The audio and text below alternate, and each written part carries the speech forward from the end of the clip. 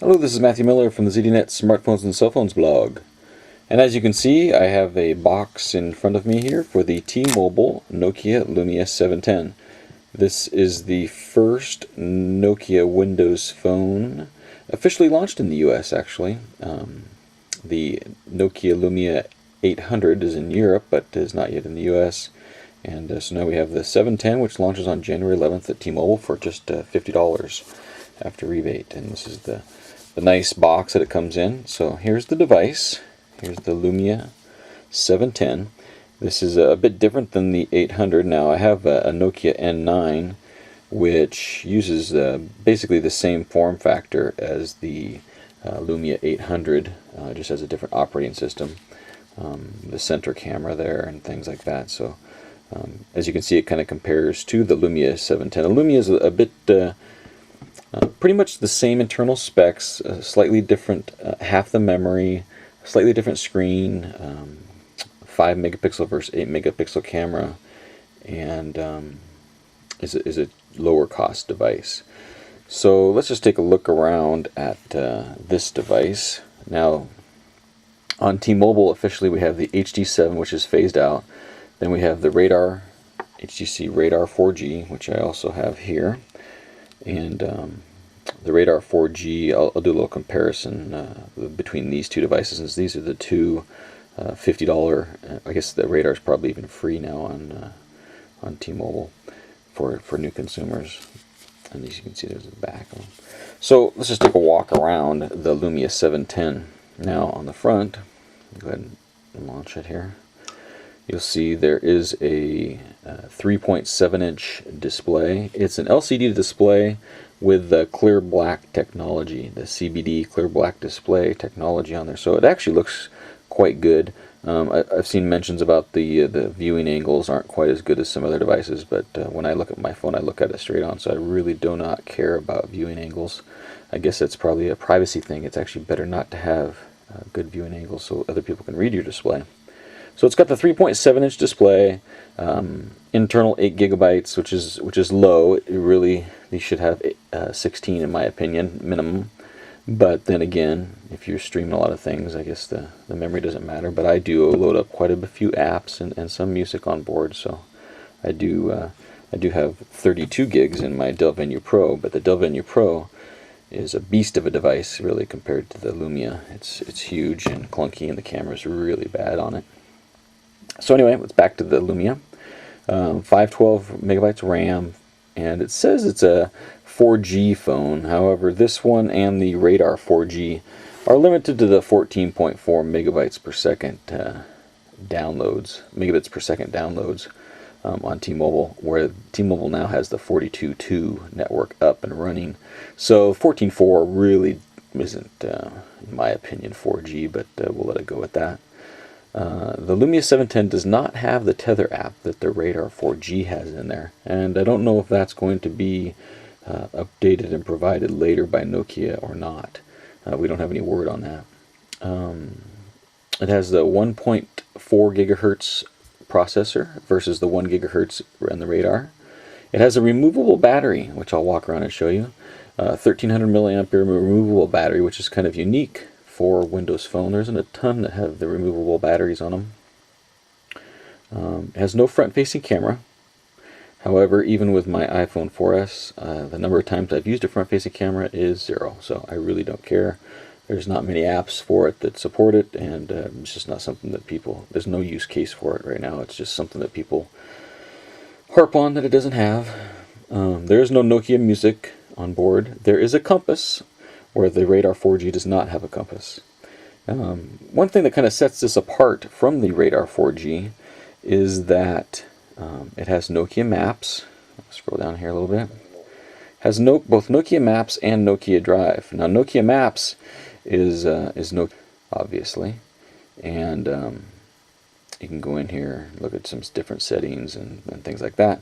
But then there's also the Nokia Drive part, which is the offline mapping part of the software. And you can actually you can actually install maps. So if we go to settings, manage maps, and then you can go through and download maps for offline navigation, which is free, which is unusual because usually you do have to pay something for that software. So that kind of sets it apart. So on the front we have the display. There's some sensors up top and the headset speaker. So far on calls it sounds fantastic. Reception is actually pretty good. Let me just look. See, I've got 4G and it's showing 2 bars, and here at my desk it's usually 1 or 0 on most devices. So far compared to the Radar 4G, I'm finding Lumia is a better RF reception, which makes sense. It is a Nokia device. As you can kind of see too, there is some fingerprints already on there. It's a real fingerprint made on the front of this display.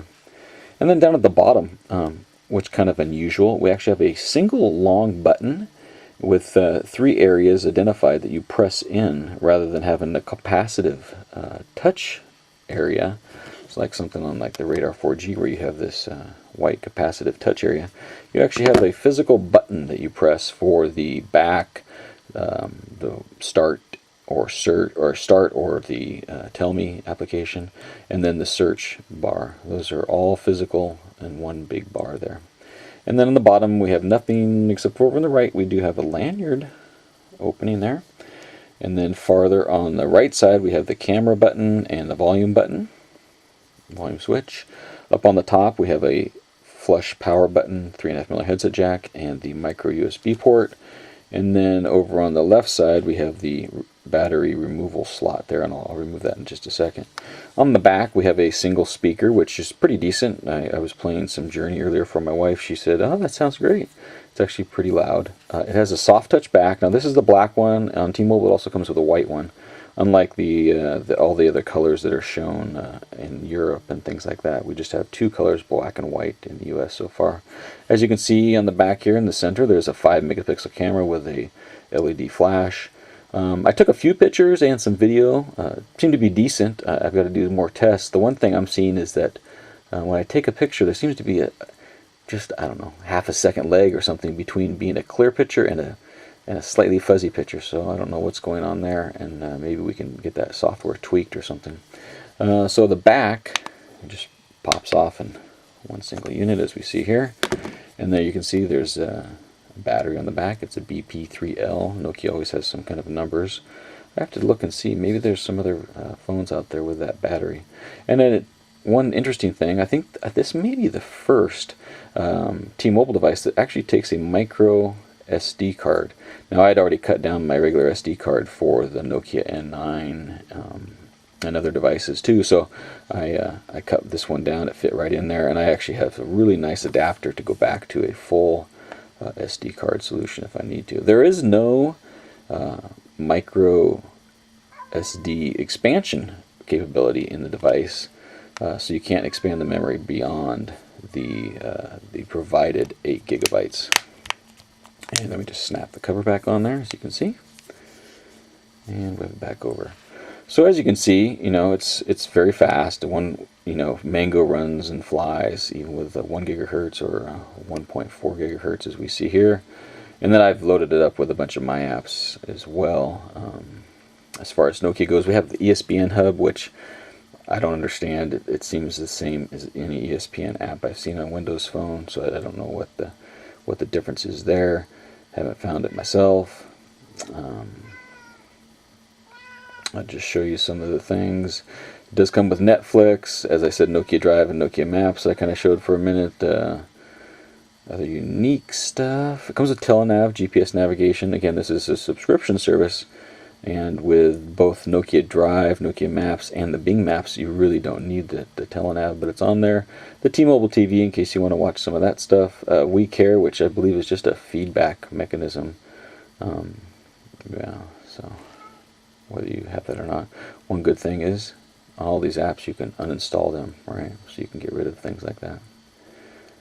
So that's just a quick look at the Nokia Lumia 710. It's a Windows Phone Mango device, and so far I'm finding it to be quite a nice device. Very fast. I'm looking for a device, and here's the I'll just pop up. Here's the Radar 4G.